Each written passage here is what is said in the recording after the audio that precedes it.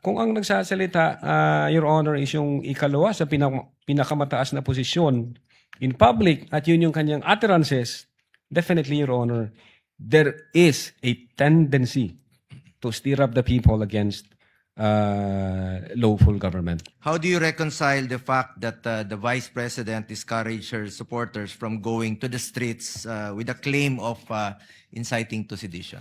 Well, in inciting to sedition, Your Honor, specifically in the case of People versus Nabong, it is not necessary na magkaroon ng actual sedition.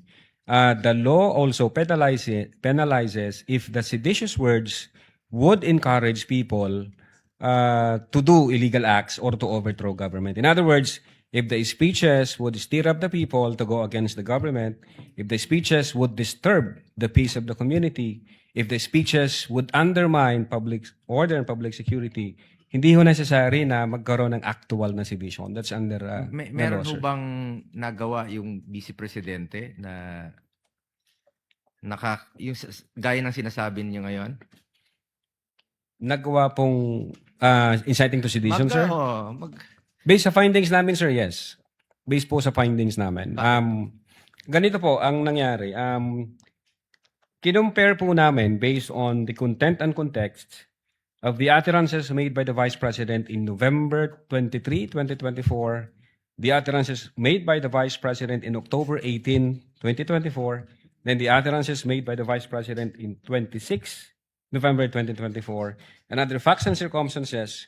Nung trinay po namin i-compare siya, may nakita ho kami ng mga utterances that would stir up the people against the government. For example, Your Honor, noong October 18, ang sabi ng Vice Presidente, walang number 1 ang Pilipinas na to, hanggang number 2 lang to para sa akin.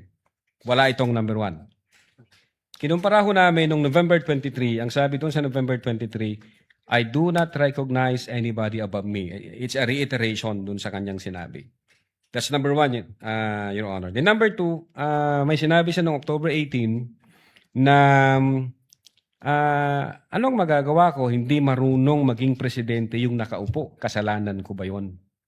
And then, November 23, kinumpara namin yon. Ang sabi niya doon, this country will go to hell because the person na nakaupo is hindi marunong maging presidente and who is a liar. So nakita namin yung pattern saka consistent na utterances. Then tinira namin yung pangatlong line, ang sabi niya doon, alam ko si BBM may 5 impeachable offense, pero papasa ba dyan sa House? Siyempre hindi.